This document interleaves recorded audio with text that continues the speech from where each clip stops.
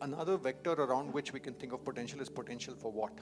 Given this is the person who he or she is, their wiring, their skills, their superpowers, what is the canvas on which they could go and paint? Somewhere I feel that discussion is often not had. Who did you write this book for? Who's the target audience? So when I started this podcast, and just like businesses think about where to play, how to win, in the context of the business strategy, I felt we all are grappling with where to go and how to grow in the context of our respective journeys. What are some of the most common transitions that all of us go through? One of the terms that Bruce Feiler uses, which I like, is called shape-shifting. Right? We often talk about the word resilience, and resilience, the metaphor people have when they use the word resilience, is a shock absorber. If I'm given a shock, do I have the resilience to absorb? He says that very often that's not quite the case. Very often, to come out of a shock, you need to have a shape-shifting capability. How does one navigate where you want to do it, but there's something holding you back? Let me take my example, right? The background I come from, entrepreneurship was far away. My father worked in a public sector bank, and the narrative in my home was, don't ever go to the private sector because you never know, you might lose your job tomorrow. I think we need to have a reframing, which is, in the 21st century, there's no such thing as a stable job and a career. Limited point I'm making is sometimes the leap cannot be avoided, because only beyond the leap, there is opportunity, and the paradox is till you let go of the trapeze, the next one doesn't emerge. When we look at self-awareness, very often people default to strengths and development areas, but I feel there are other dimensions of getting to know ourselves. When do we come alive? What feels like play? What are the circumstances where we lose ourselves? What are our superpowers? What does the highlights reel of our life look like? When were we at our best? They said Google helps people search the world, but how do we search inside ourselves? But what I see people do effectively is really being aware of what your resources are, your networks, what gives you joy, what gives you energy, what is the kind of impact you want to have. Your reflections on this idea of regret. The insight comes from Dan Pink, who's written a wonderful book called The Power of Regret. I love the phrase he uses. He says they're often like the photographic negative. What you feel is the purpose of human life. Okay. Wow. Better order in dinner.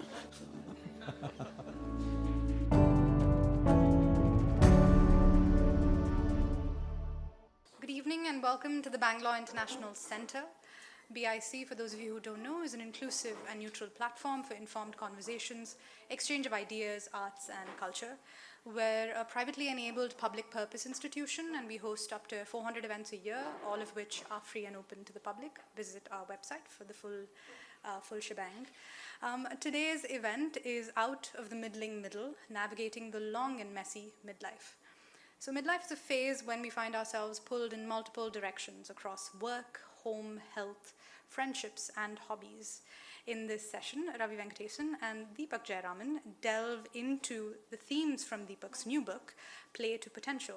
So a key insight of the book is the recognition that life unfolds in seasons, shaped by transitions, some intentional, others unexpected. Using real-life examples and case studies, Deepak illustrates how navigating these transitions thoughtfully is vital to realizing our potential. Today, he's in conversation with Ravi Venkatesan, and then we'll open it up to actually a large chunk of this evening is going to be interactive, so please hold on to your questions and comments until then. I'll introduce both speakers briefly. The author for the evening, Deepak Jayaraman, has since 2016 hosted the Play to Potential podcast, sharing insights around leadership, transitions, and careers from over 100 distinguished guests across various fields. Before launching his independent practice, Deepak worked with KPMG, McKinsey & Co., and Egon Zehnder in the UK, US, and India. Today, he's in conversation with Ravi Venkatesan, who's a social entrepreneur, business leader, and author. He is the chairman of the Global Energy Alliance for People and Planet and founder of the Global Alliance for Mass Entrepreneurship and Social Ventures Partners India, and serves on the boards of Rockefeller Foundation and Hitachi Limited. Good evening. It's a pleasure to welcome all of you to this cozy book event, and I'm particularly delighted to be in conversation with a dear friend, the author Deepak. Deepak and I have known each other for about a decade. We first met when he was at Egon Zehnder. I forget the context, but must have been about something important which I can't remember now. But Deepak, then I met him again when he joined Social Venture Partners, an organization which I helped start, and some of you are from SVP. And he was volunteering with a small NGO called Antarang, and I believe you continue to this day. A little later, probably 2016, maybe 17, I forget now, Deepak told me he was leaving Egon Zehnder, and I was a bit shocked because it's such a great firm that nobody leaves it. They just retire. But Deepak was very keen to set up his own advisory to help people who are making transitions get through them elegantly. And about that time, he also told me, look, I've got this idea. I want to start this podcast series called Play to Potential, which turns out to be the title of the book. And he said, look, would you be willing to be in conversation with me? And of course, I immediately said yes, because Deepak, you'll find, is an unusually thoughtful person. Little did I realize that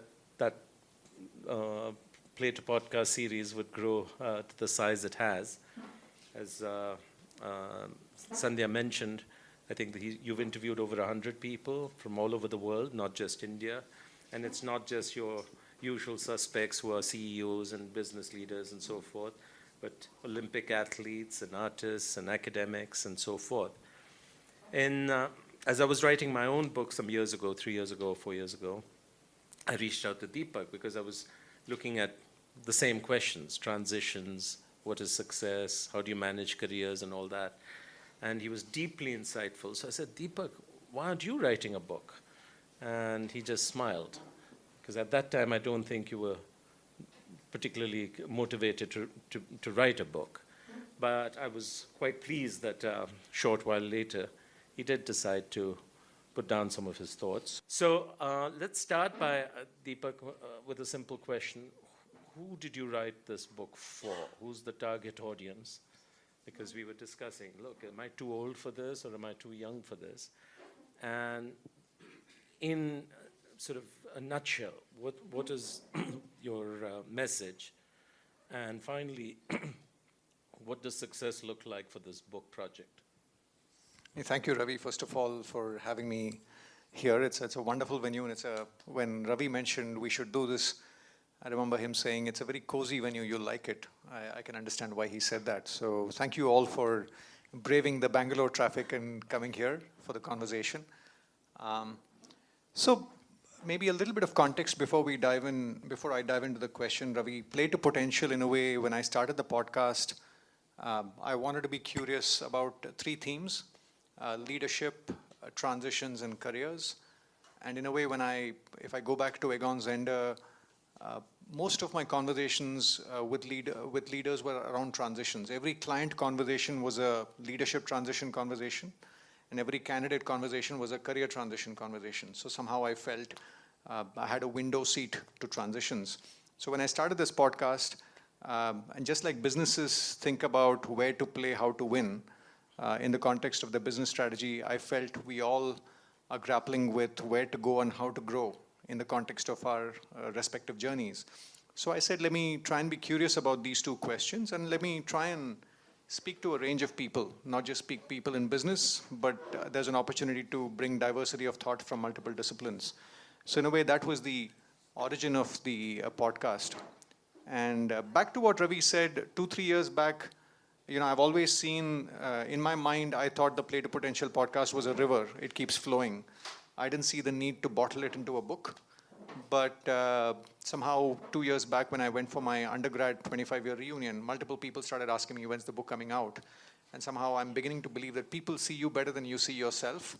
So I started writing out this book. And initially, to answer your question, the book, I felt, I started writing it for the typical corporate athlete, right? Let's say people in 30s, 40s, 50s who are climbing the ladder, successful in a traditional sense. But then when I hired a coach for myself, a lady called Shweta Mani, who some of the people in the audience know. she pushed me to say, what exactly do you want to write about and what do you mean by potential? And when I thought harder about it, I felt I wanted to expand on the term of potential in a holistic sense. Very often we use the term potential in the workplace to say this person is high potential, low potential, you know. There's a 2x2 matrix that some people draw saying performance potential and so on. But when I thought deeper, I said work just happens to be one of the many things that we do in our lives. Why should we think about potential and just in the context of work? So I said, why don't I think about potential in a holistic way?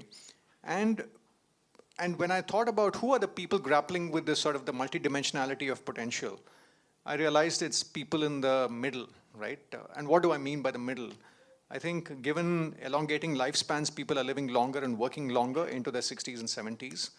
And given abundance of choice, I think people are getting confused much earlier. Earlier, I think in my father's generation, he was in one bank for 40 years. My father-in-law was an army officer for 35 years. I felt you just got on the highway and kept driving.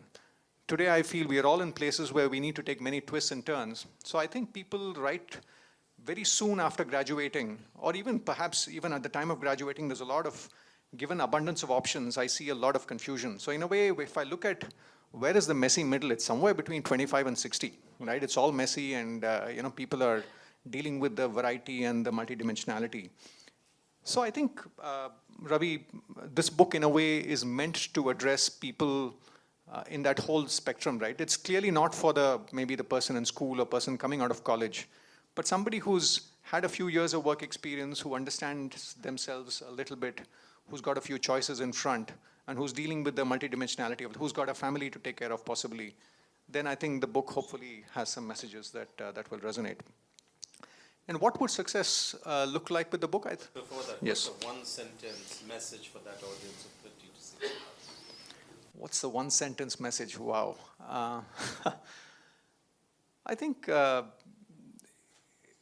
it's the journey, right? I think if there's one thing I've realized, for a long time I felt I used destination metrics, whether it's wealth or title or tenure or scale or whatever, those kinds of things that I measured. But I feel if there's one thing, if we can find a way of measuring the journey in a meaningful way, then I think we can play the long game with happiness and fulfillment. I think that's I'm still finding meanings and discovering layers, but that's where my thinking is at this point in time. In terms of what I hope to get done through this book, my attempt through this book is literally, very often I find the human mind is wired to do well in something that you can measure. You know, what gets measured gets managed, as they say in the corporate lingo. So my attempt is to provide hopefully an intuitive frame or a language that people can use to deal with the multidimensionality of life. I find that very often, because we don't have a language, we struggle to look at these multiple dimensions.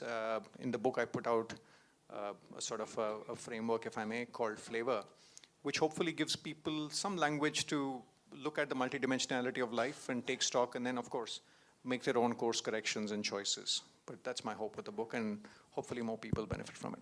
Great. Now, this is a complex book about a complex subject, which is life itself. So what I thought might be helpful, Deepak, is if we can unpack some of the main ideas. And the way I'd like to try and do that with you is pick 5 or 6 key words and have you speak to them. And then we'll bring in the audience. So the first one would be the obvious one, transitions. So, you keep coming back to the idea of transitions. In fact, we were talking before, life is basically punctuated equilibrium. There are brief moments when things are stable and calm and good, but mostly it's in transition. So what are some of the most common transitions that all of us go through? Why are they so, to use your words, messy and difficult? What makes them challenging? And what advice do you have for us who are in the midst of some of these to navigate these transitions more successfully? What have you found to be some helpful approaches, mindsets, or tools? Thank you, Ravi. I think there are two or three different types of transitions, right? One is just the transitions that happen because of the clock, right? I think there's that childhood. For example, I like the work of Bob Keegan of Harvard, who talks about various phases of adult transition. Initially we are children, then we become teenagers, and he calls that the imperial mind, where the teenager believes he or she is the center of the universe. I have a teenager at home, and I can relate to why someone would say that. Then he says, then you move to what's called a socialized mind, which is sort of going through this phase of what will the world think of me, right? In a way, sort of, if I may call it, competing with the Joneses, and really saying, a lot of the choices are determined by how the world sees us. And then some people transition to a self-authoring mind, which is saying inside out, this is who I am, this is, this is the kind of person I want to be. And then less than 1% end up in what he calls self-transforming mind, which is people like Mandela and Gandhi and so on. But I think that's sort of one lens through which we can look at transition, which is how we evolve, how our mind evolves. And the other is the biology, right? I think clearly, in the context of women, there's maternity, there's aging, there's empty nesting. Sort of just the passage of time often lends itself to various transitions. And the other is, I think, of course, career-related transitions, right? Every role we change, you move from Cummins to Microsoft, then you move from Microsoft to your current portfolio life, and so on and so forth. That's another, if I may say, layer of transitions. And then there are other personal transitions, right? For example, if I take my instance, things were sort of relatively predictable and were going by script till I was 33. When I was McKinsey in 2008, my father in India got diagnosed with stage 4 cancer, because of which I had to come back and take care of his treatment. My wife and I decided to come back with a plan to go back within a year. Then Lehman happened. Going back to the US didn't make sense. And suddenly we had to reevaluate our options, decided to stay back, and then Egon's Enda happened. But just being a case in point to say there's a personal layer of transitions. In some cases, there's a loss of a loved one. In some cases, there's a separation. So I think suffice to say, we are sort of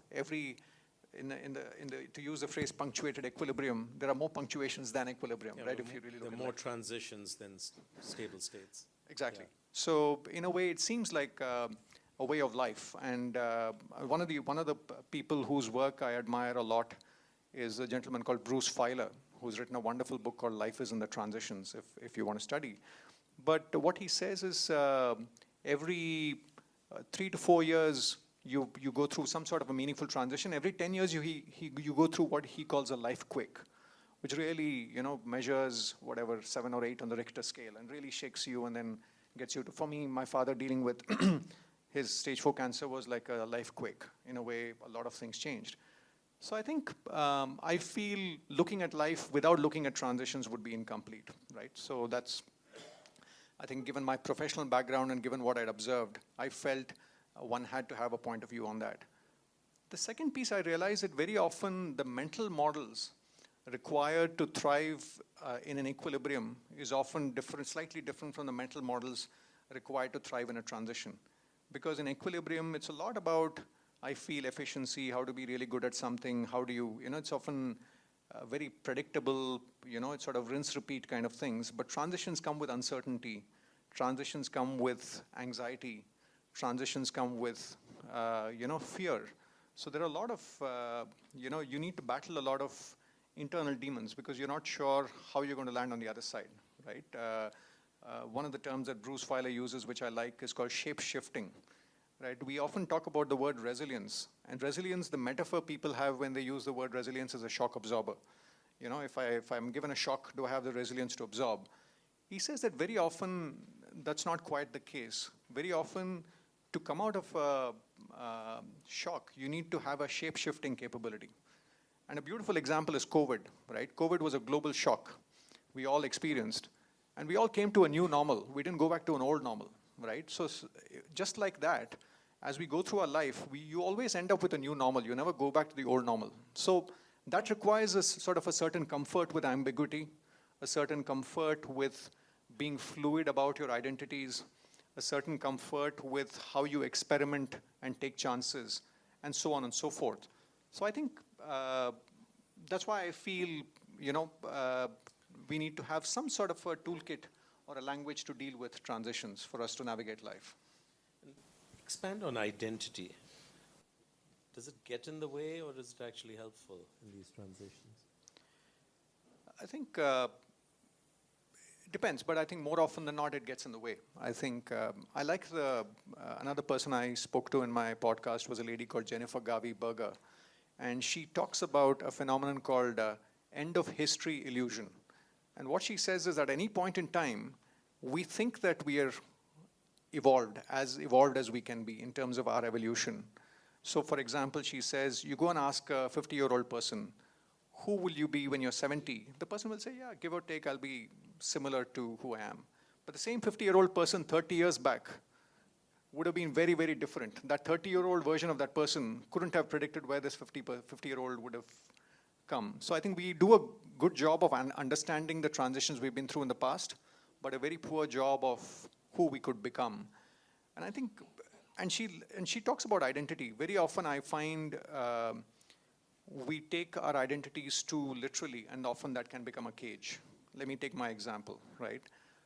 When I came, I come from my father was a public sector banker, so sort of Saraswati was the approach to Lakshmi, right? You say, you work hard and hopefully, you study, and then somehow, hopefully your acads will take you somewhere.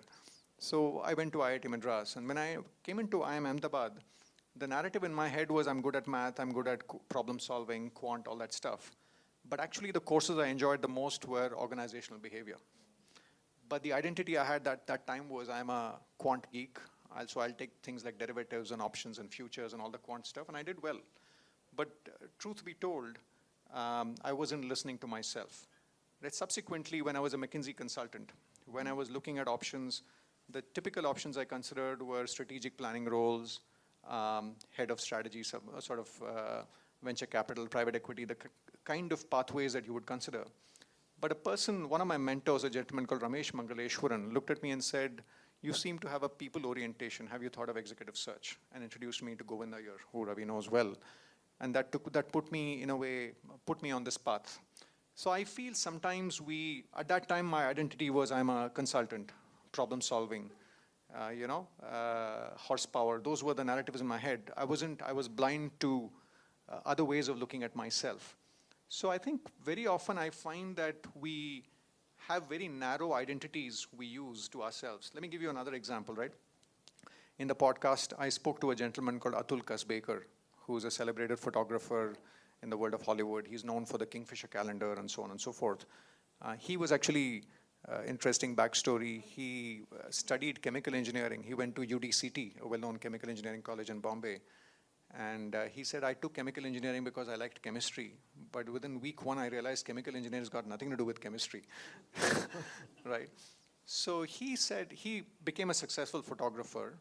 And then when he was looking at what next, he said, I was confused because photography was being democratized, given the mobiles and whatever.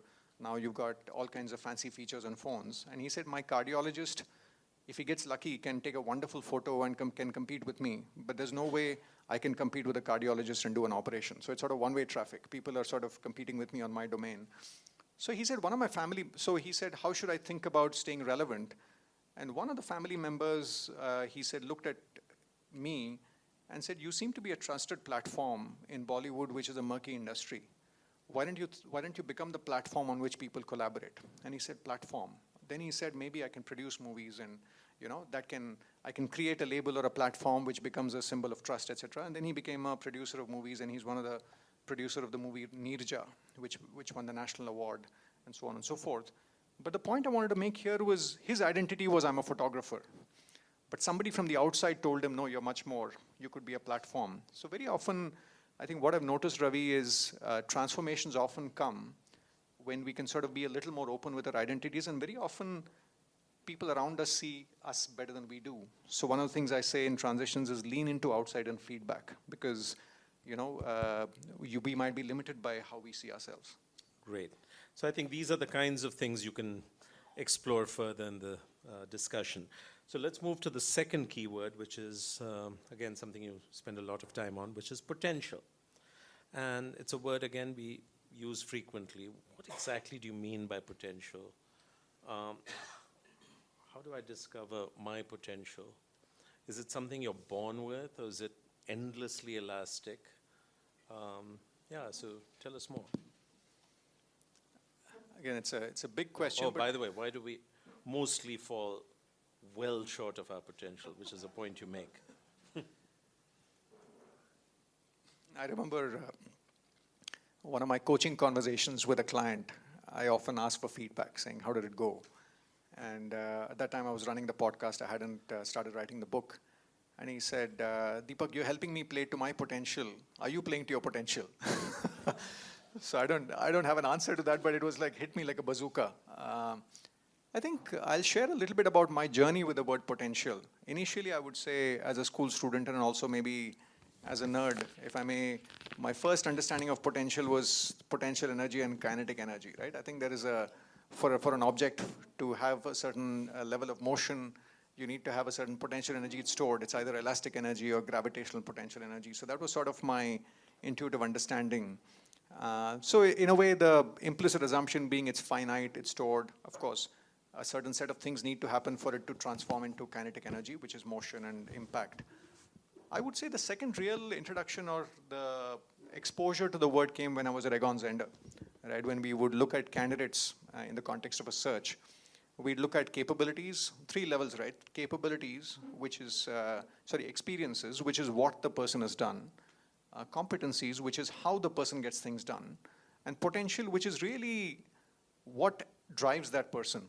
So potential was often used as a marker for how far that person will go, right? There's a lovely quote in the movie, Hindi movie Diwar, "Lambe race ka ghoda," right? It used to describe Amitabh Bachchan. There's a guy who sees the young Amitabh Bachchan polishing shoes and who sees a certain spark and he says, "Ye lambe race ka ghoda," just based on that spark. So in Egon Zehnder, we would say, what are the markers of potential we could look for us to say this is a lambe race ka ghoda, right, if I may. Is there anybody who doesn't understand a word of Hindi? I must apologize. Okay, oh yeah. So that basically means how far will that person go, right? It's a Bollywood movie which talks about, based on Amitabh Bachchan, just to sort of demystify it. So we would look at things like what gives people energy, how curious are they, how resilient are they, how good are they with people, how good are they at connecting the dots, and we'd form a point of view. So that was my second tryst. I would say one of my podcast conversations was with the tennis legend Vijay Amritraj, and he said a couple of things which really stayed with me. The first story he narrated was his visit to Buzz Aldrin, the second man on the moon.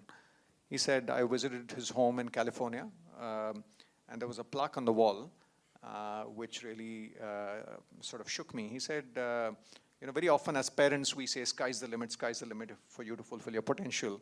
And he said that plaque said, "Who said sky's the limit when I could set my foot on the moon," right? So I think sort of when I sat with it, I felt sort of really potential often is limited by our imagination, our beliefs, and sort of based on constraints we place on ourselves. So technically it could be infinite. That's sort of point number one. The second example he gave in the same conversation was reference to Thurgood Marshall, the first African-American Chief Justice in the US.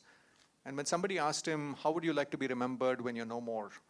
he's known to have said, "I want to be remembered as he did what he could with what he had." And I think I find it very powerful because we all have a certain hand of cards that we are playing with, right? And what do I mean by that? We are born into a certain family, a certain financial context. We make some life choices, siblings, spouse, children, whatever, right? Things happen to us. And the question we have to solve is, given the cards I have, what is the best game I can play, right? For a long time, I went through this trap of, I'm this batch of this from this class, this college. But I realized that if we were 200 people from the batch of IMA, each of the 200 has a different set of cards, different set of skills, different set of context. So I think that's the second paradigm which stayed with me to potential. And the last point I might make, once again, came from somebody I spoke to who said, when I asked the question, what does the term play to potential mean to you? When I wrap up the podcast, I asked the question. He said, the answer is in your title. You can't work to your potential. You can only play to your potential. And to me, that was really powerful because in a way, it's sort of closely tied to, who we are. So I think if I go back to Egon Zehnder, take my example, bulk of my job was evaluating candidates, right? I remember Govind asking me about 3 years in, 4 years in, what were the high points last year as a search consultant? And a good search consultant who's enjoying his or her job would say, when I placed this candidate or when I won this mandate. I remember telling Govind, my high point was when I counseled a candidate on his career, and he later sent me an email saying, this is the most insightful career transition conversation I've had with any search consultant. To which Govind said, wonderful, but that's not how we make money as a search firm. The point being, I realized at that time was what felt like play for me was a footnote in a search consultant's job. So I realized that that was probably not the canvas in which I could play. That felt like work. So in a way, that was one of the reasons I transitioned to what I do now, where I feel who I am and what I do. There's a certain resonance, which sort of in a way I think helps me access a certain reservoir of energy which otherwise can be draining. So I don't know if that directly answers the question potential, Ravi, but those are some of the thoughts around potential I have. How do you go about discovering your potential, because it's infinite in True. your words? I think my take on this, Ravi, is we all strive to play to our potential. Whether we play to it or not, the jury is out, and I think we are often very poor judges of how far. So I think to me, I don't want to get caught in the nitty-gritties of how much of the potential you're unlocking. But I think if we strive to move in that direction, I feel that's a life worth living, is my stance on it. And I think one of the pieces, as I said earlier, I feel, I think a big piece of the puzzle, if I go back to the metaphor of journeys being more like highways about 30, 40 years back. Now I think they're more like mazes, right? I think we've spoken about this as well, Ravi. And I feel if I take the metaphor of an automobile, for you to sort of do well on a highway, you need a good horsepower, a vehicle with a good horsepower. But if you have to navigate through a maze, I think the steering wheel becomes much more important than the horsepower. And to me, that steering wheel is self-awareness. Self-awareness. And I think what I've also come to discover is there are two pieces to self-awareness. Very often when we say self-awareness, it's often, there's one stream around internal self-awareness. Again, this is based on the work of a lady called Tasha Eurich, who's written a wonderful book called Insight, which sort of really goes deep into self-awareness. But the crux of what she says is there's internal self-awareness, which is around mindfulness, meditation, reflection, pausing, all that stuff that we do. And in a way, India is the place where a lot of this thinking started, right? This whole, if you really go back to the Vedas and the sort of the Bhagavad Gita and all those texts. So I think there's a piece around internal self-awareness. But I feel the piece that gets much less commentary is the piece around external self-awareness. I feel the people around us, our family, the various people in the ecosystem we interact with often see us with a certain level of granularity and insight, and not tapping into it is a missed opportunity. So I think back to fulfilling our potential, I feel if I look at some of the big breaks I've been through and some of my clients going through, I feel it's been based on them listening into the whispers of the people around them and really reflecting. And of course, the idea is to marry the two, right? In a way, I would say the internal and external self-awareness, treat them as X and Y axes. So if you get a good scatter plot, then you're able to understand yourself better in a more granular fashion. And then if you can sort of use that as a steering wheel and make choices, I feel you end up in a better place. That's my take on that. Good. I notice we're already half an hour into the conversation and we haven't brought the audience in, but let's just focus on one more word and then open up, and that is success. It's just such an important idea in our world, in our times. You've interviewed over 100 wildly successful people. You've placed many successful people, your success yourself. So tell us more about how to think about success. Also, there's a very fashionable idea right now, which is called ikigai, which is you're supposed to navigate and swim towards this intersection between what you're good at, what you love, and what the world cares about.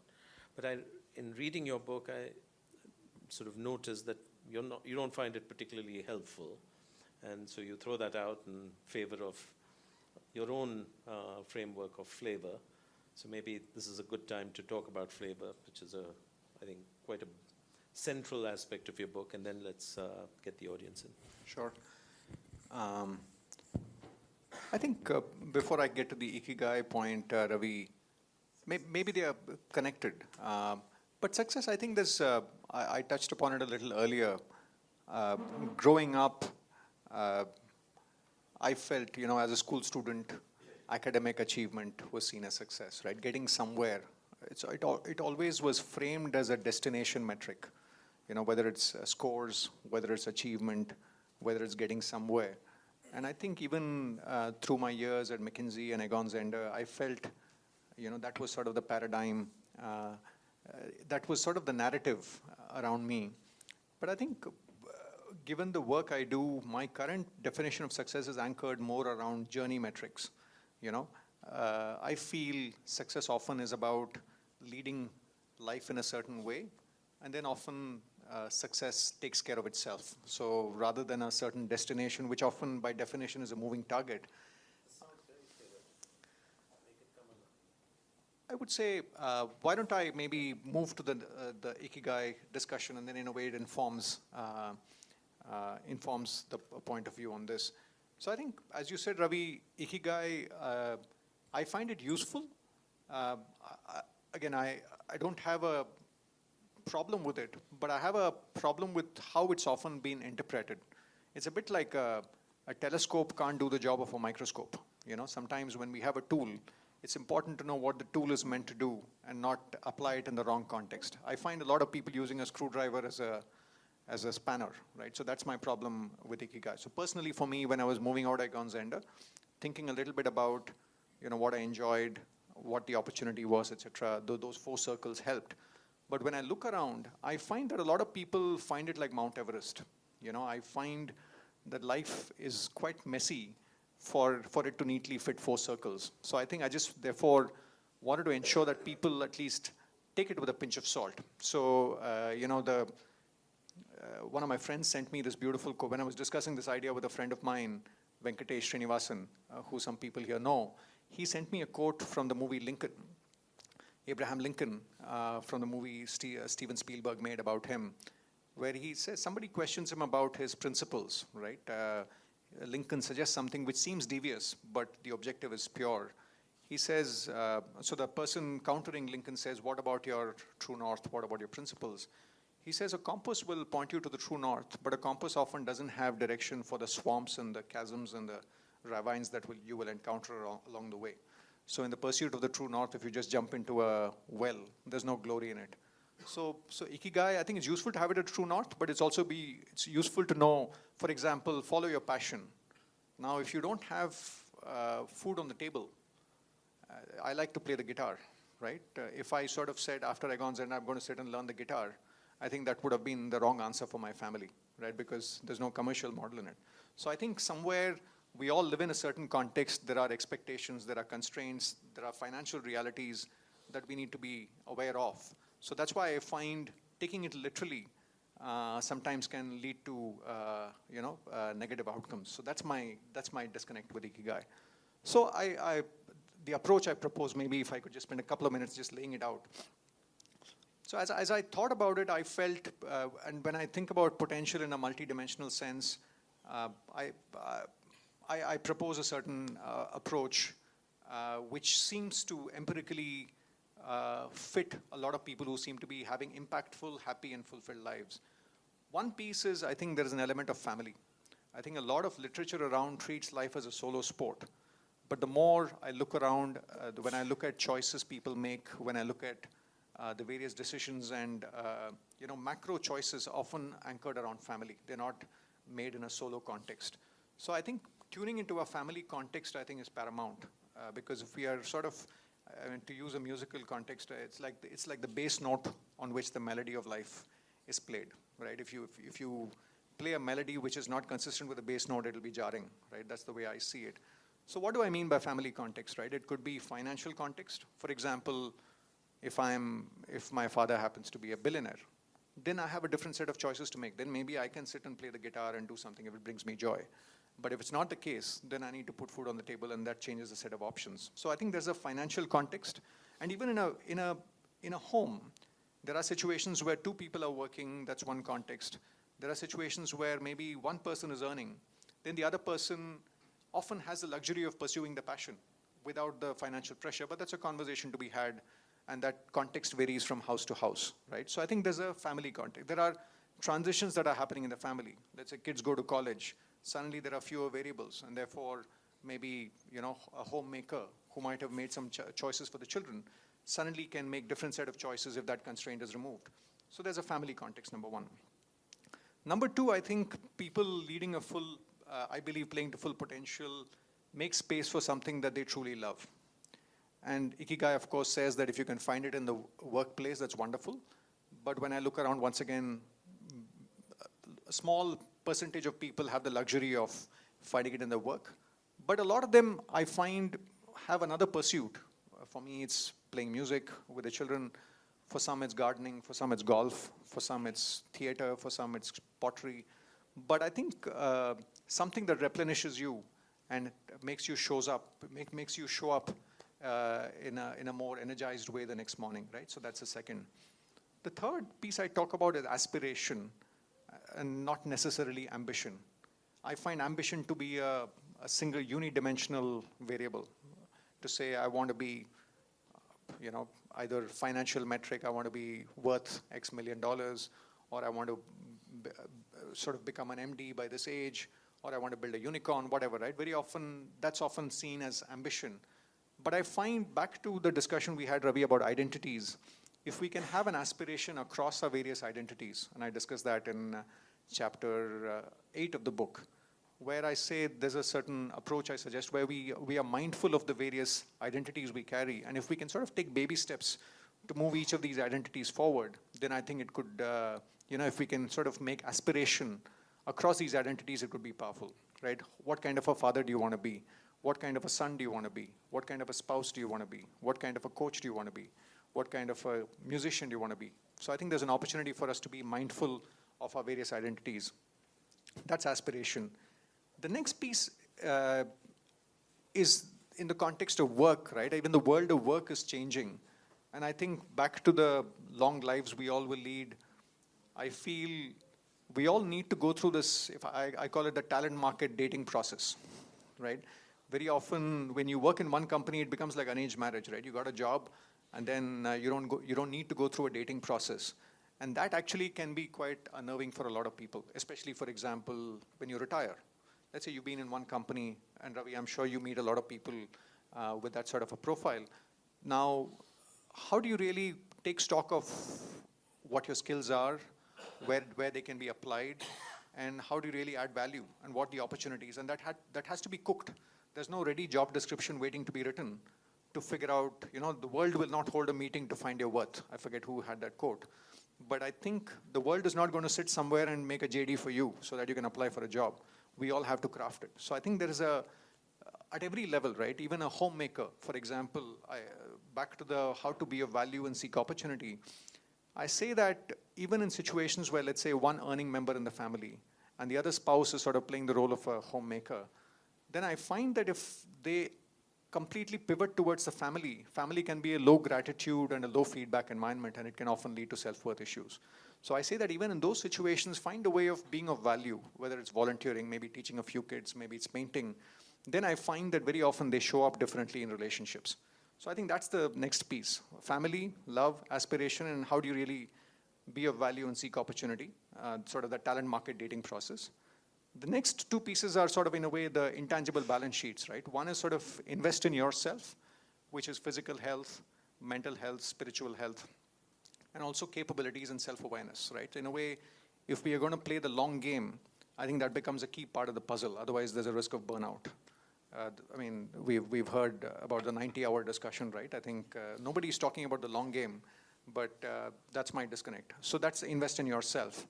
And the last piece is relationships. And relationships, of course, there's enough research to say people who are happy when they age are people with social connections because they're an important part. But I also feel relationships are a key variable in opportunities, and especially during transitions. Very often the opportunities come through relationships, not through a portal, right? So I think they are a key part of shape-shifting and becoming something else. So the word that emerged for me was flavor, right? Family, love, aspiration, VO, invest in yourself, and R. And I wouldn't say it's a straight line, but it's more of a circle, right? These are all interconnected. So just like how a company needs to have a coherent business model, I feel we all need to have a coherent flavor and make a set of choices which are consistent to our context. And in the middle, I would say, is how do we rediscover our flavor as the seasons change, right? My flavor in my 20s is different from my flavor in my 40s. And each one of us, life is not static. That was my other issue with Ikigai.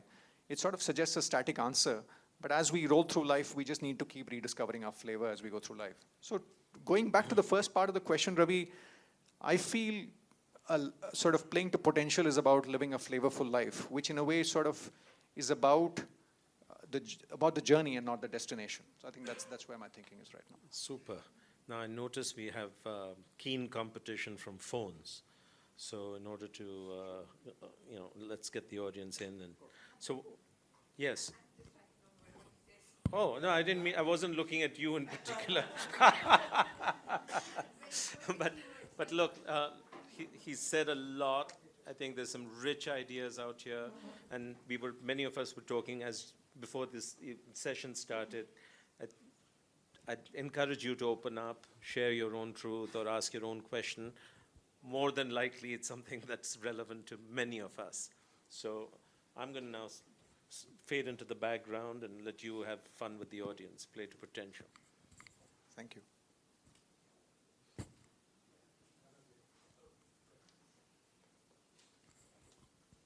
One is, relating whatever, a lot of interesting ideas, I've also been inspired a lot by Ravi's book on what the heck are you doing with your life.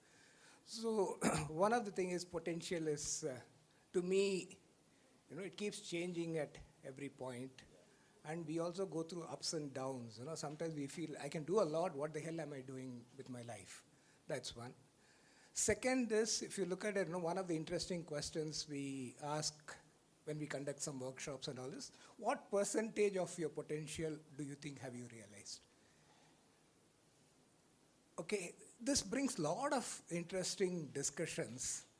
And things like, for example, Swami Vivekananda says, every soul is potentially divine. So when you look at it from this angle, I feel I'm falling short. I'm not doing something big I can achieve, but I can't. But on the other side, within the constraints and all, I need to be contented and be happy with what I've achieved.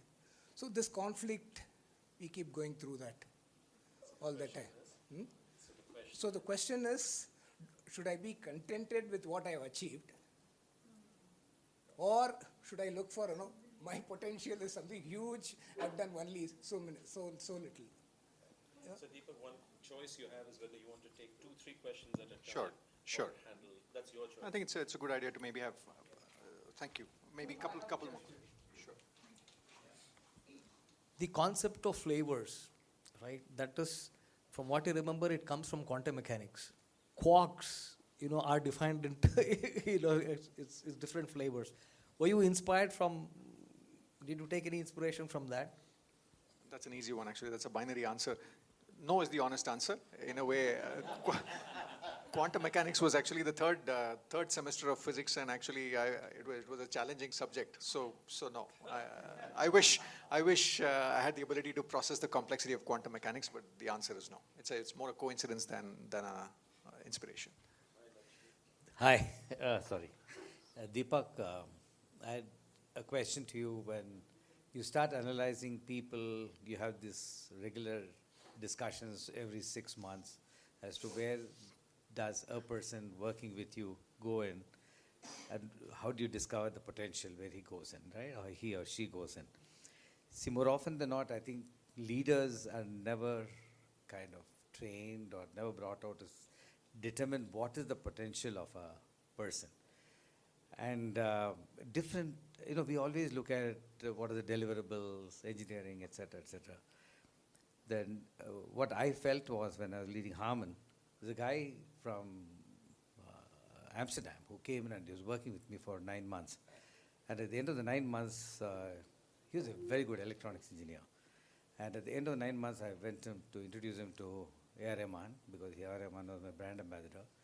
And then he went on to a completely different level of having to look at doing synthesis of South Indian classical music with fusion music, and he went off. And then he is now in LA doing something else. The question to you is, I have not read your book, and therefore I must confess I don't know what is in the book, is how do we really get our leaders to start analyzing the potential of the people with whom we are working?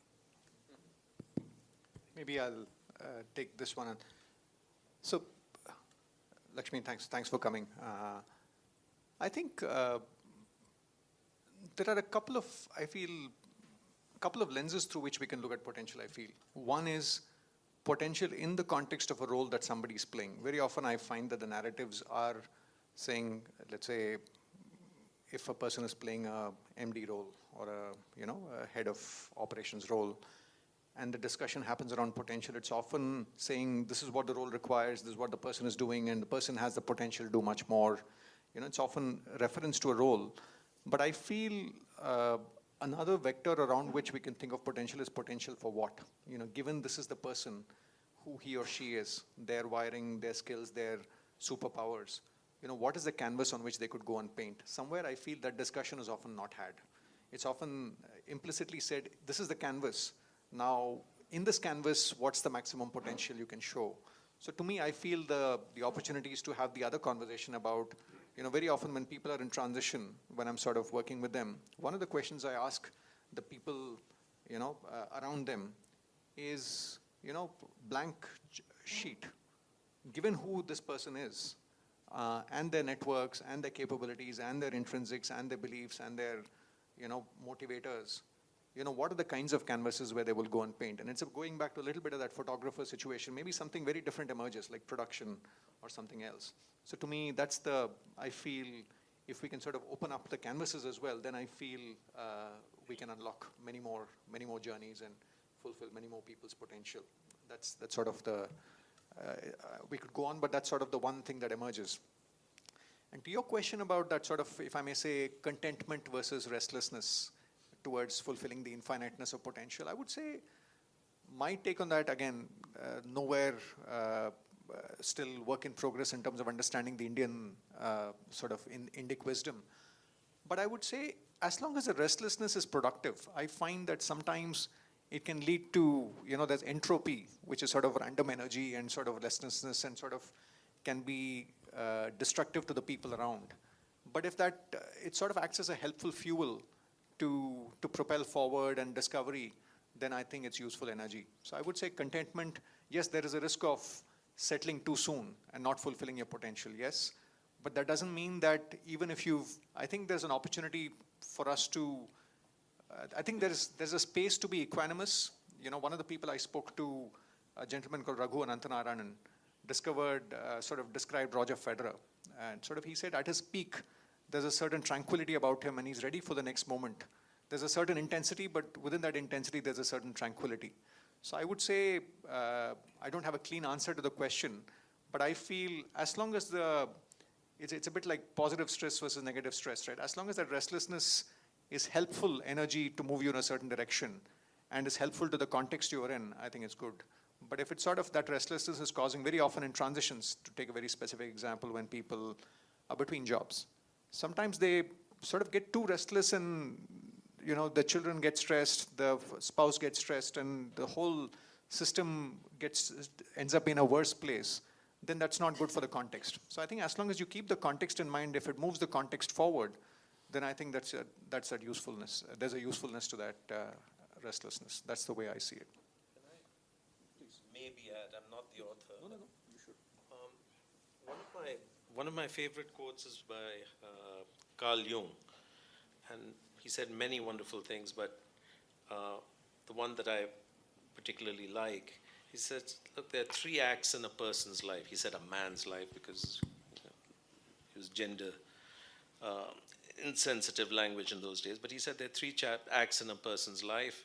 The first is when he sets out to conquer the world. That's the young you. Then the next act is when you realize that the world will not be conquered by the likes of you. And the final act is making peace with it.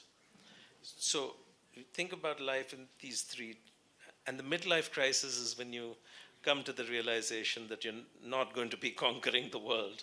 Uh, and yeah, I really love this. And that, so when you come to that third act then of making peace with it is, I think, when you have to figure out how to find that contentment. That striving is in that first and second phase.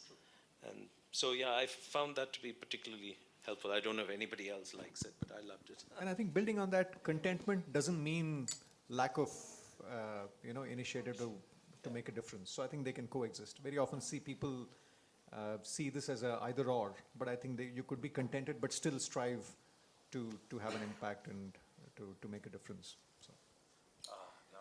I'm glad you segued into transition because that was a question I had on as we're kind of dealing through with change. It could be getting a new job, going abroad for a master's, but with change it takes grit and gumption. So there's intent in proving yourself, giving it your all, but there's also inertia because it's fear of the unknown, right? You don't know what you're signing up for. So I'm someone with a very low risk appetite, and I've found myself in situations where there's intent, you want to go ahead, pursue because you want to play to your potential, but inertia comes in the way because you don't know if you can be the best at what you're signing up for. So how does one navigate where you want to do it, but there's something holding you back? Great question. What's your name, sorry? My name is Vandana. Vandana. I think personally, I feel there's a certain mental model when it comes to transitions that we are often used to. That's of a trapeze artist. You know, when you finish your 12th, you often have the, admission into a college. When you finish your college, you often have an admission for masters or a job, and so on and so forth. Of course, the job market looks a little different these days. But the point I'm making is the metaphor of transitions that people often have in mind is cling on to the next trapeze before I let go of the current one. But the more journeys I study, real breakthrough often comes when people are willing to take a leap of faith into the unknown, right? When I spoke to Bruce Feiler on my podcast, he referenced a scene from the movie Indiana Jones and the Last Crusade, where Harrison Ford needs to take a leap of faith. Again, if you want to sort of go back home and just go to YouTube, it's a beautiful 2-minute clip. Just say Indiana Jones leap of faith, where he has to go and get some, to put it in simple terms, some medicinal herb that will heal Sean Connery, right? His father, who's sort of really having he's bleeding, right? So I think, and that leap of faith, unfortunately, and the paradox here being the path appears only when you take the leap, right? You don't see the bridge when you put your foot, and it's like bungee jumping, right? You will feel butterflies in the stomach, and that's part of the process. And I agree. If I look at myself, let me take my example, right? The background I come from, entrepreneurship was far away. My father worked in a public sector bank, and the narrative in my home was, don't ever go to the private sector because you never know, you might lose your job tomorrow. In a public sector organization, nobody can chuck me. I have my job for life and pension for life. That's the narrative. So that's the risk sort of context I come from. So when I moved from Egon Zehnder and I sort of had to take that plunge, I wasn't sure if this pathway would commercially make sense. And this is where I have to credit my wife, Kamini, who said, okay, let's have a stop loss, do this for a period of 12, 18 months. Worst case, come back to a treadmill, right? It's not, in a sense, it's not the end of the world. So I think the point here, Vandana, is maybe who can provide a little bit of that. When I say safety net, it could be a psychological safety net, it could be a commercial safety net. So I think that the limited point I'm making is sometimes the leap cannot be avoided because only beyond the leap, there is opportunity. And the paradox is till you let go of the trapeze, the next one doesn't emerge. For example, one of our batchmates, one of my classmates from IMA is here. He was a sales and marketing executive in P&G in Singapore, but sort of he felt it wasn't it wasn't meaningful for him when he turned 30, 35. So he came back to Pathankot in Punjab. His father was a teacher. So he just toured the country, just doing some programs with his father, just took a break. Long story short, today he runs a unicorn called Lead along with his wife, which provides edtech solutions to companies. And he says that that 6-month break I took with nothing in hand really gave me the space to really think about what mattered to me and where my energy can be put to good use, and the potential emerged. So again, all of us have to be true to our context and the constraints. So I'm not saying everybody has the luxury of taking a sabbatical, but I would say if you can architect a safety net of sorts, then it makes it a little easier to take that leap of faith. That's my... I think there's a lot of interest. You might want to aggregate questions. Sure. Maybe the next 2-3 questions. Maybe the lady and then... Thank you for the insights shared by both of you so far. My question is in the context of career transitions, and from the inside out, there is this psychologist called Brooklyn Durr who spoke about career anchors, that we have different anchors at different stages of our career. We start with getting ahead in our 20s, then maybe getting secure, building for the family, building for the future, then maybe getting balanced when we're juggling different things, then maybe getting high when we're looking at a particular interest. So would career transitions occur as a result of shifting of these anchors, and when we feel that ground shift in terms of what is anchoring us and what is important to us and why we lead our career the way we do, does that then play out in making career transitions and vice versa? Thank you. Maybe a couple more questions and then we can... So my question is in the context of managing the transitions, right? So we talked about the multi-dimensional journeys that we live. My reflections is that there are at least 4 parts to it, right? The personal life, everything to do with our family, friends, and all of that. The professional life, that's me, my intellect, my academics, what am I achieving? That's the professional aspect. Then there's the societal life, what's the impact I can leave behind? Then there's the spiritual question, the spiritual dimension as well, right? Like, so I'm in my early 40s. The question here is that, how do I manage the transitions across these multiple dimensions, given that there are a lot of variables across each of them? How much of controls do we really have? Thank you. Maybe one more question and then we can... Hopefully a simple question. You said that lead a full life. By the time we fill one glass, the glass size becomes bigger and even the bottles become bigger. So how do we kind of, call it as a full? When do we call it as full? I think this one's a little bit like the infiniteness of potential, right? So I think it's a journey. But the idea is to sort of not get consumed by one element of life. I mean, the simple way in which I articulate it is it's a bit like exam. It's if you've got 6 subjects, just focusing on math is not going to cut it. At some level, you also need to do well in the exam as a whole. So I think the limited point I make is, can we sort of stay true to the various identities we carry and sort of be multidimensional? So I think that's and I agree, it's a moving target. It's not, you're never done, right? I think that's a part of evolution and becoming, if I may. I think, ma'am, and then I'll come to your question in the end. I think my sense on transitions, you spoke about career anchors, right? I think what drives transitions, I think there are different elements, right? I think career anchors is one of them. Again, I don't want to get wedded into one paradigm. Sometimes it's personal context which drives transitions.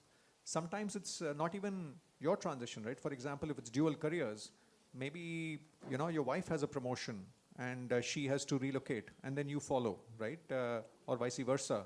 So I think and sometimes kids get admission into some school and then that drives somebody. I know a friend of mine whose child got into a certain college and then they said, okay, maybe I can apply to that office of this organization. So I think there are multiple factors which drive transitions, right? So it's not just the work and the content and the career anchors. Of course, they are one variable, but at least I would like to submit that let's be open to the various forces which might lead to transitions. Some are choices we make and some are choices that are forced upon us because of the circumstances. That's my submission.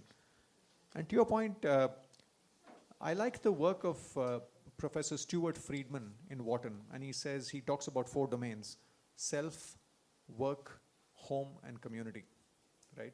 Work you spoke about, home is the immediate family, and community is sort of that societal impact. But very often I find people don't invest enough in themselves, because in a way, unless we replenish that reservoir, if there's a risk of sort of generosity burnout, as some people call it out.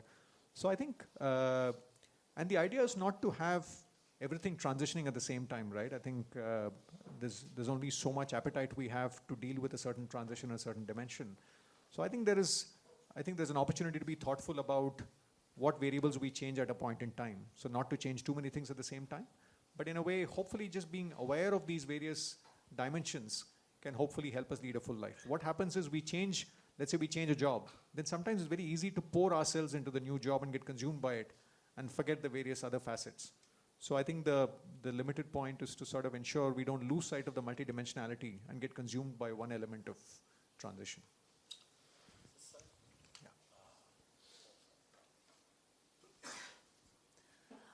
Hello, Deepak, and hello, Ravi. I've been, an avid follower of your podcast, Deepak. In fact, as I drove down, I was listening to your parenting podcast, and that's where you talked about the reference to Roger Federer. Yes. And Ravi, your book was really a breath of fresh air during the COVID. What the heck do I do with my life? So I've picked up a lot of insights from both your work, and Deepak, Spotify informs me that I have spent like a whole lot of hours listening to your podcast, and I did that when I was walking. So it was a best of both the worlds, walking as well as insights. So thank you for that. So I just had one question, which also alludes to something that Ravi you had mentioned in your work, which is the concept of multiple careers or multiple vocations or whatever we call it. Because I think, yes, now that our longevity is increased or will increase to 90 or more. My mother recently passed away at 90, so we are the next generation with, if luck goes our way, and then maybe I'll also live to be 90. And what do we do until then, right? We have this big yawning gap from now till then. So what do you have to say to the whole idea of keeping multiple careers alive? So I myself have transitioned from the corporate sector to the development sector, and then I'm right now transitioning, as well as I have a creative side. So I just wanted to know how feasible it is, because I don't see it in the formal workspace being recognized, because a lot of workplaces also have this thing about not being, kind of doing anything else or whatever. So what are the current workplace trends telling us about that, or what is right? Yes, thank you. No, I think we should take a few more questions. Sure.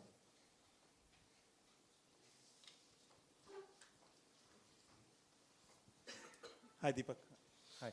I managed to drag along a friend of yours. So I've been reading a book, excellent read, thank you. And the question I had was a little bit linked into the book. You have a chapter called What Lies Beneath, right? And there are lots of questions that you pose in that. Yes. What's a way to tackle those questions? Because one option obviously is to probably go to a coach. If you're trying to do it on your own, I feel like I might be having my own biases or in my own white page. So what's a way to kind of tackle that so that you keep it open as well as, if you don't have a coach? Yeah. Got it. Maybe one more question and then two more. Hi, Deepak.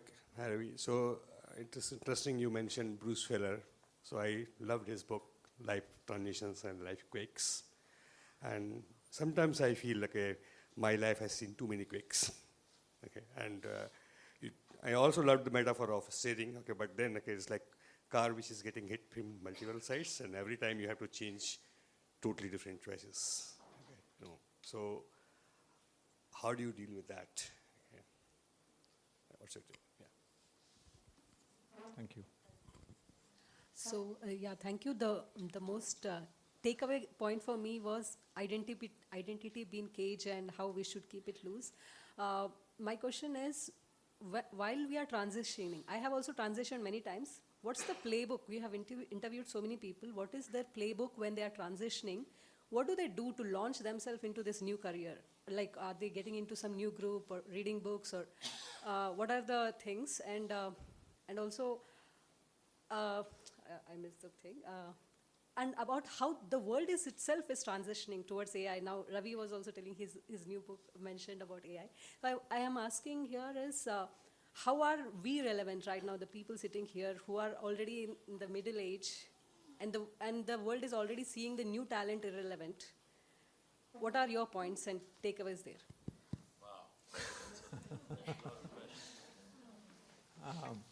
Let me address them in no particular order. I think first maybe the what lies beneath. I forget your name, Rohan. Thank you, and hi Vikram. I think the couple of thoughts, Rohan. One is I feel the reason I have those questions in that chapter 4 of the 3 of the book is because I find when we look at self-awareness, very often people default to strengths and development areas, because that's probably what the years of corporate training does to people. So they reflect on, these are my strengths, these are self-awareness. But I feel there are other dimensions of getting to know ourselves. When do we come alive? What feels like play? What are the circumstances where we lose ourselves? What are our superpowers? What does the highlights reel of our life look like? When were we at our best?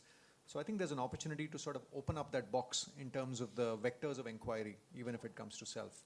And I think in the various conversations I've had, if there's one, of course, there's this whole set of practices around, meditation, mindfulness, breath work, and so on. If there's one practice that I feel empirically has emerged as something that differentiates, people who've done significant inner work from the rest, is journaling.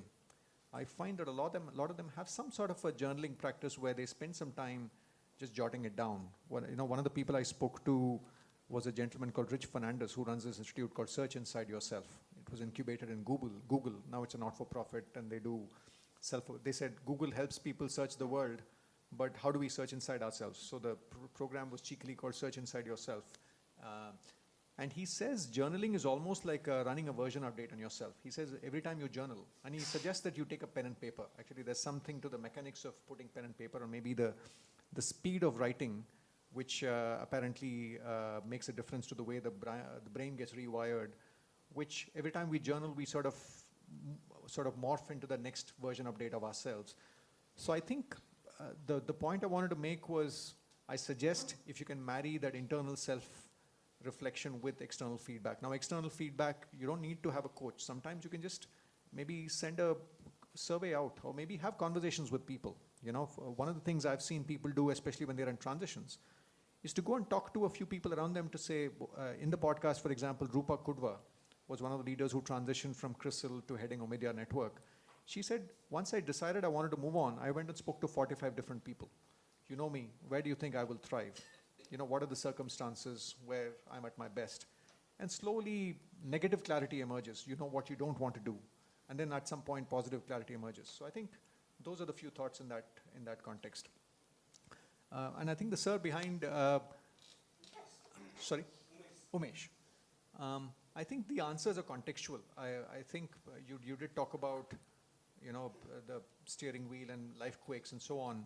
I think sometimes it's useful to ask for support, for somebody to, understand what is going on, and suggest what are the different pathways possible. It's since it's a very contextual discussion, it's hard for me to suggest answers.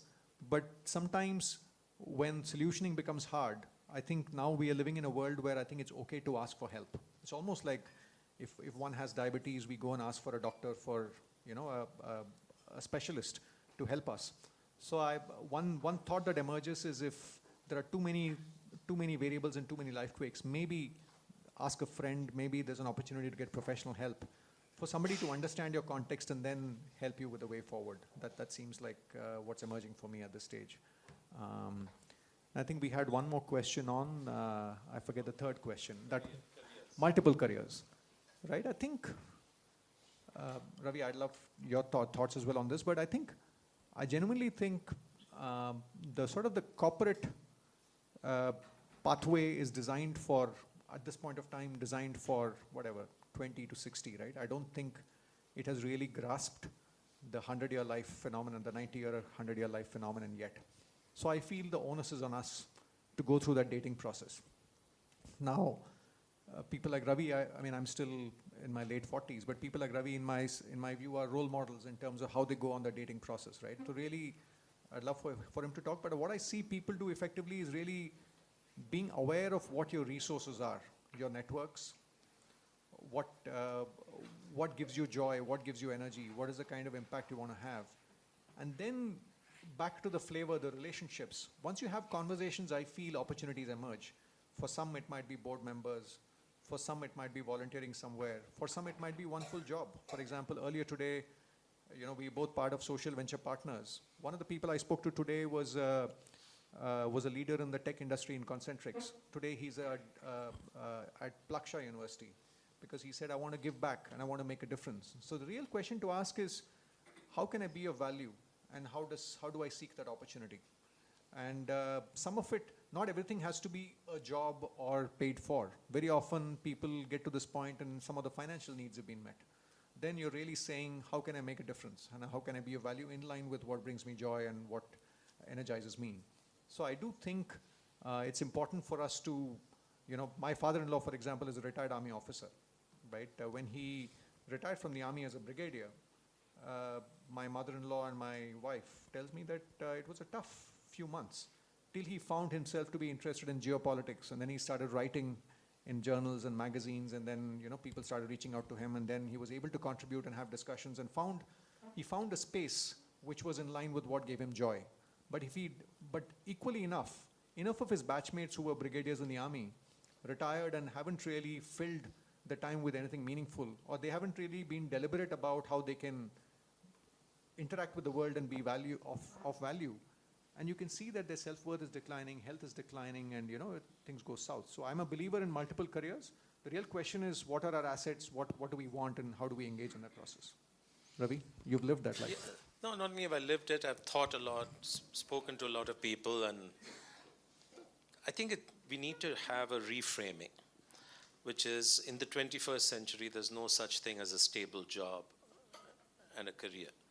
The idea of a job is almost dead. It's a 20th century idea, which is going to be relevant and applicable to fewer and fewer people. And there's no such thing as a predictable long career of the sort that you talk about, 20, 30 years.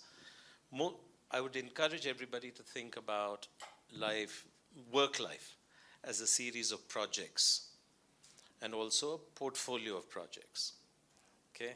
I think that's a much more constructive, practical way of thinking about it. And a project may last 2 years or 5 years, but don't fall into the delusion that you have a long career with this company or organization. Okay?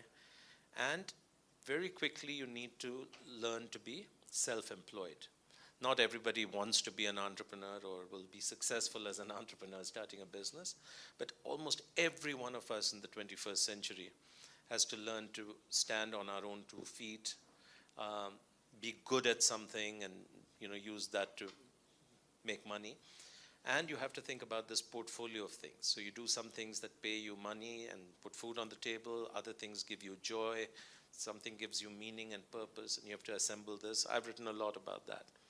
And finally, I would say, you can't think your way into these answers. You have to feel your way experientially. So if you're at that crossroads, then what I'd suggest is try different things, and you'll figure out which pathways are meant for you and so forth.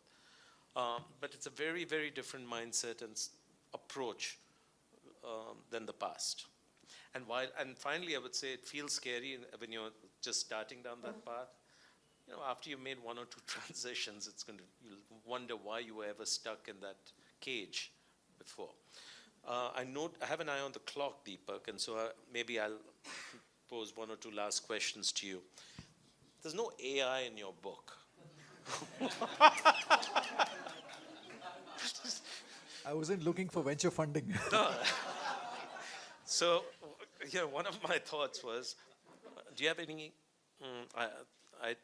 ideas on how do you play to your potential in an AI world where things are changing so fast and so dramatically?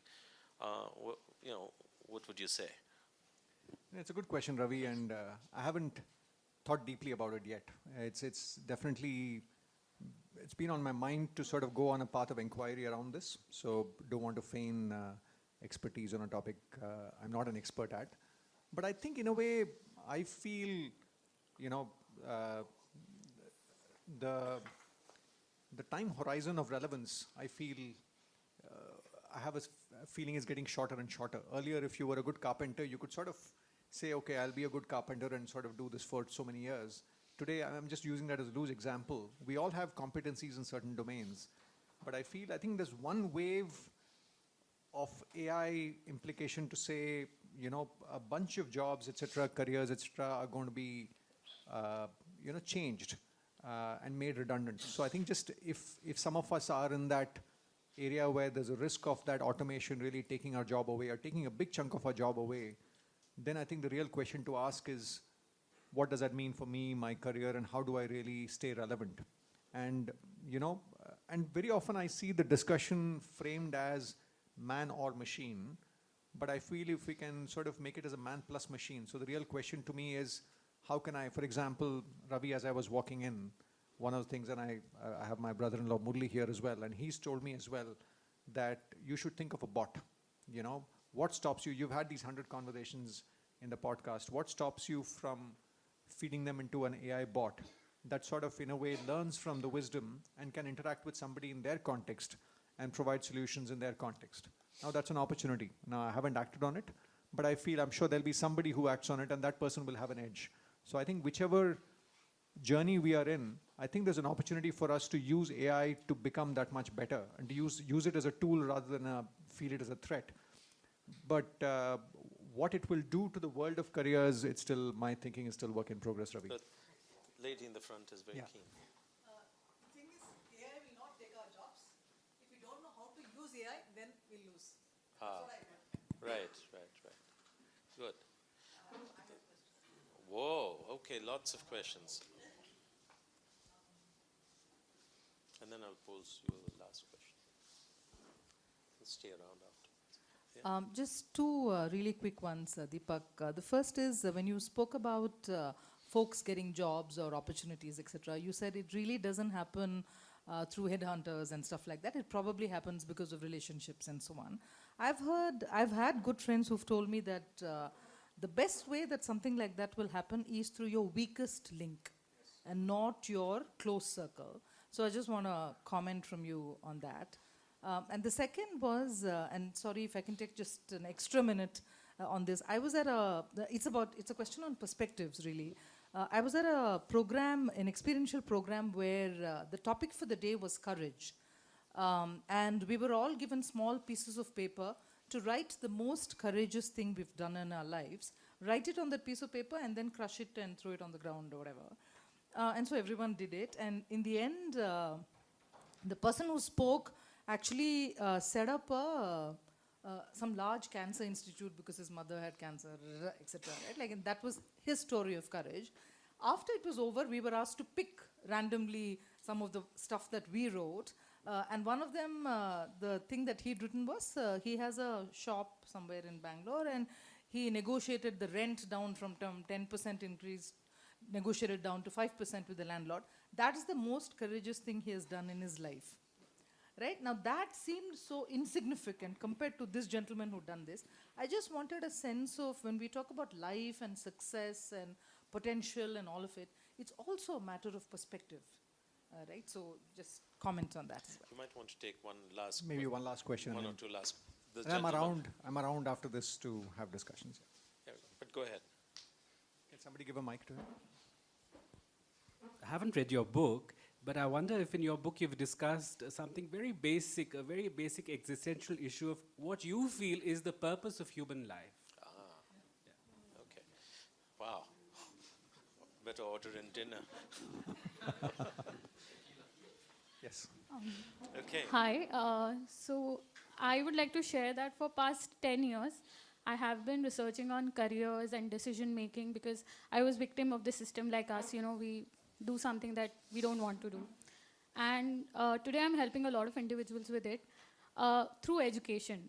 Now I'd like to ask you, as an individual who's helping a lot of people who have gone through a lot of career transitions, what do you think education can do to solve this issue at a level of school and college? Because I obviously am working towards it, but When we see these problems still there, right, at the age of your parents, yours and mine, and now my siblings, and maybe my children, what are we doing about it? And what do you think can be done on an institutional level?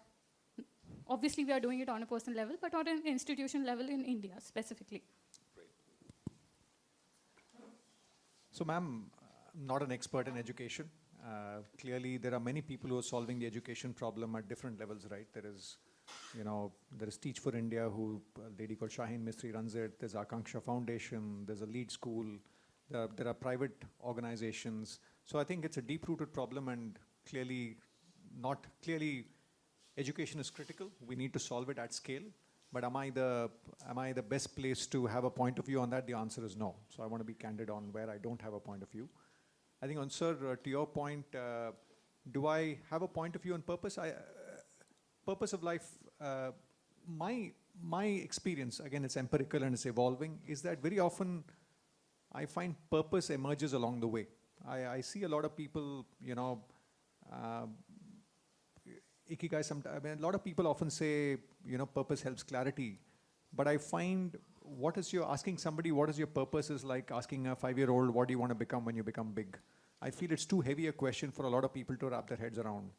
What I've observed is, like Ravi said, when we take action in a certain direction, we contribute, we make a difference, purpose often reveals itself, do I have a clean answer to what is the purpose of life? No. I think many philosophers have written books about it. But I have a little more of a practical take on it to say, let's focus on making a difference and being of value. And purpose, as we walk that path, purpose often reveals itself in the journey. That's my working understanding of the topic. And then we had a question on, I think you spoke about courage, and there was one more, and the networks. Yes. I think the networks are very practical. Yes, I think there's a paper written, I forget, I think Stanford paper on power of loose networks by Granovetter, if I'm not mistaken. And I think the crux of my understanding is that your first degree of separation will probably have visibility to a very similar world to what you see. But when you go to your third degree network, the probability is their ecosystem is very different. So the A intersection B or A union B will be much wider. So I think the reason they say often when you're trying to, especially when you're trying to reinvent yourself, if you're sort of operating in your first degree, it's like an echo chamber very often. So that's the reason, I think that's sort of the, if I may say, the mathematical reason why, going to the second or third degree, because in a way they come from different worlds and they give you different perspectives and they open up the 9 3/4 platform, as they say in Hogwarts, right? Suddenly, that's when the possibilities open up. Otherwise, you're sort of cooking in the same pond, and I think that limits options. Not yet. Okay. Correct. And your point about courage, yes, I think that's why I feel there is a matter of, it's a subjective question. I don't think there's an objective answer to are you playing to your potential and what is courage. I feel my working definition on the topic is we all strive to play to our potential. Are we playing to our potential? Who knows, right? I think it's difficult for us to judge it. I think the best we can do is to strive to play towards it, is my take on it. Good. No, I'm sorry, I'm going to have to wrap up the evening because otherwise we're going to start losing audience. But Deepak is going to be around and happy to chat further. Deepak, maybe I'll sort of end with something that puzzled me in the book. The word regret. I think for long, quite intentionally tried to live a life so that if my time is up now, I won't have any major regret. And yet in your book, I don't know if I misunderstood it, you said, well, that's not a good idea, that you should actually pay attention to your regrets or whatever. I didn't quite understand it. And so maybe you can end the evening with your reflections on this idea of regret, and including your own. Sure. I think the insight comes from Dan Pink, who's written a wonderful book called The Power of Regret. And I think it's a bit like the restlessness versus contentment kind of a discussion. I think it's useful at some level to sort of say, to be at peace with the choices we've made and not sort of be restless with, have closure with the choices we made. But what Dan Pink says is that regrets are often a useful signal You know, I love the phrase he uses. He says they are often like the photographic negative of the life you could have led. You know, and this metaphor, I realize that doesn't land well on people who are born after a certain point in time. But the point is, it has a signal of it's basically what you could have become, and it's that negative which never got developed or which never turned into a positive. And he says that very often that tells you a little bit about what you care about, and it tells you a little bit about your values, because the fact that it's a regret means that it's core to you and you value it. So that signal is useful as you think about choices. So in one of the chapters, when I talk about how we unearth our values, I suggest 3 approaches. One of them is regret, because I find if we we are a little more intentional about it, it can sometimes carry the signal which can help us in the choices forward. For example, right, when I worked in KPMG in the UK and in India, I wanted to pursue higher studies. Initially, I wanted to do a PhD. But many people said, you know, if you want to come back to a corporate life, do a master's in the West. And I ended up doing a master's.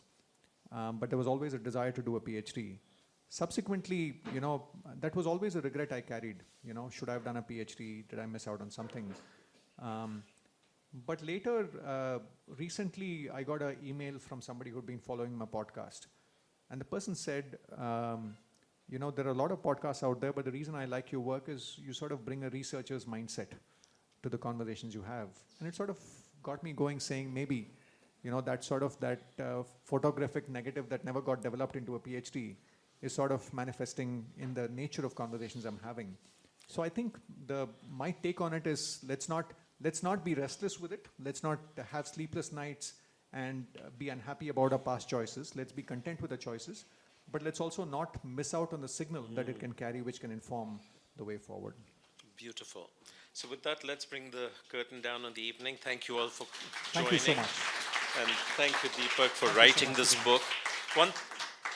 Earlier this evening, he asked me for advice as a fellow writer.